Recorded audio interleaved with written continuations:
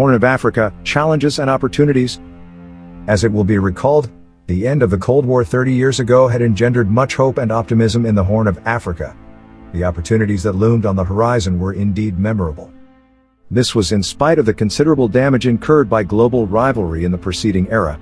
The joint endeavors, predicated on the twin pillars of complementarity and cooperation, that the countries and peoples of the Horn of Africa embarked on to leverage the conducive global climate for the consolidation and advancement of enduring stability and development are indeed fresh in our memories.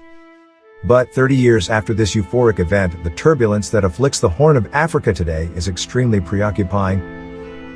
The lofty objectives of stability and development cannot be abandoned, sidelined, or become obsolete with time and due to fluid realities. In this respect, the path and roadmap for the period ahead have to be charted out by articulating a viable vision based on a comprehensive appraisal of the underlying causes of the prevailing malaise.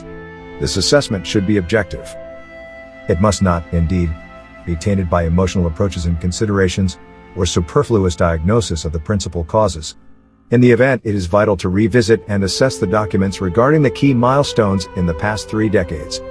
This is a task that involves appraisals of the respective roles of the principal global, regional, and domestic players and the contributions of each category within the hierarchy of levers that each protagonist possessed and invoked. With the end of the Cold War, principal power groups and segments in the United States were driven by hegemonic ambitions and impulses set out to shape and consolidate a unipolar world that would operate under their tutelage. The scheme involved parceling out the world into spheres of influence that would be controlled through hand-picked surrogates or anchor states. This misguided policy perspective is one of the primary causes of the global and regional crises that prevail today. The tribulation that we see in the Horn of Africa is a conspicuous testimony to this state of affairs. Some of the key ramifications of this misguided policy are: 1. Infringement of the sovereignty of peoples and nations. 2. Flagrant breach of international law. 3. Interference in internal affairs of other countries. 4. Resort to intimidation and the logic of force. 5. Inducing paralysis of regional and international forums to render them susceptible to domination. 6. Stoking crises, conflicts, and polarization so as to manage the resulting chaotic situation. 7. Proliferation of attitudinal and cultural norms of demonization, condemnation, sanctions, punishment, etc. These misguided global policies, compounded by other deleterious regional and domestic policies of ethnic polarization, corruption, fundamentalist extremism, and terrorism, have wrought immense damage in the Horn of Africa both collectively as a region as well as in each individual country. The opportunities squandered have been enormous. These unsavory events, which are corroborated by incontrovertible evidence, surely constitute aberrations that warrant effective remedies.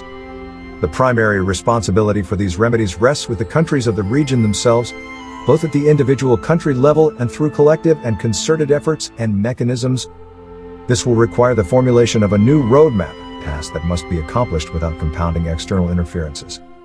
As part and parcel of its initiative of active engagement with the Trump administration, the government of Eritrea had submitted a comprehensive document that described, in greater detail and with corroborative evidence, the drawbacks stemming from the policies of the 3 previous U.S. administrations as well as Eritrea's modest perspectives for remedial action.